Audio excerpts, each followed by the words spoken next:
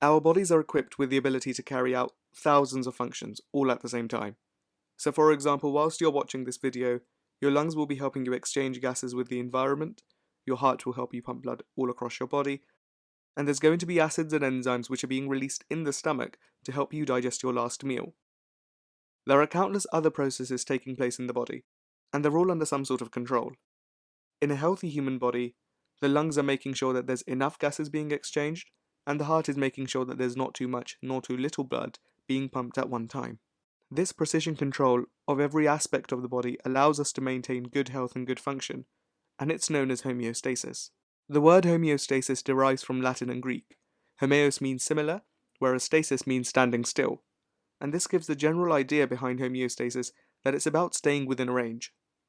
Now, although it would be great to constantly remain in this state of balance, there are always changes occurring in the body, and this means that we're being pushed away from homeostasis and from that steady state. To bring us back to stability, there are control centers located in the brain and in other parts of the body, and these monitor and react to these changes.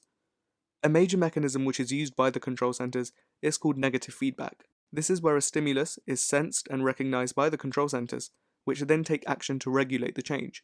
To better understand the topic, let's take a look at blood glucose. Blood glucose is the concentration of glucose that is present in the blood at any given time, and this needs to be maintained so that there isn't a high concentration of glucose, which would be known as hyperglycemia, or a very low concentration of glucose in the blood, known as hypoglycemia. So when you eat a snack, let's say this chocolate bar over here, the glucose from that chocolate is absorbed into your bloodstream. As soon as this happens, your blood glucose level rises to a state which is above normal, and this isn't in the range favouring homeostasis.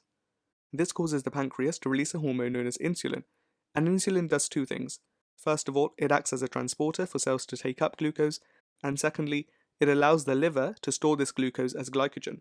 So now that the cells have taken some glucose and the liver's taken some glucose, this brings the blood glucose level down, and we reach a state of balance, a state of homeostasis. In this scenario, the chocolate which you ate is called the stimulus. The pancreas, and specifically the beta cells in the pancreas, are the sensors. This causes the pancreas to release insulin, which is the effector. The example you've just seen is of a negative feedback loop, and this is how the majority of changes within our body are controlled so that they are balanced again. When negative feedback goes wrong, however, there is usually a problem with this loop, and homeostasis becomes disrupted. Sticking to the example of the chocolate, a disruption in the negative feedback loop for blood glucose is when the beta cells of the pancreas fail to produce insulin. This means that blood glucose levels remain high and don't reach a stable state fast enough. Most systems which maintain homeostasis use negative feedback as their go-to mechanism in reaching a state of balance, but there is also a mechanism known as positive feedback. Unlike negative feedback, positive feedback doesn't reverse a condition to a normal state, but instead it makes it more intense to completion. Now this isn't very common, but in certain situations such as the later stages of pregnancy, positive feedback plays a crucial role. During this stage, the head of the baby tends to touch the cervix, shown here. The cervix itself contains sensory nerve cells, and these deliver a message to the brain, causing a gland in the brain known as the pituitary gland to release a hormone called oxytocin into the bloodstream. Oxytocin causes stronger contractions, pushing the baby further down the birth canal. This repeats the cycle in a positive feedback loop until the baby is born. After birth, the cervix is not being pushed, the sensory cells do not send impulses to the brain, and the brain stops releasing oxytocin.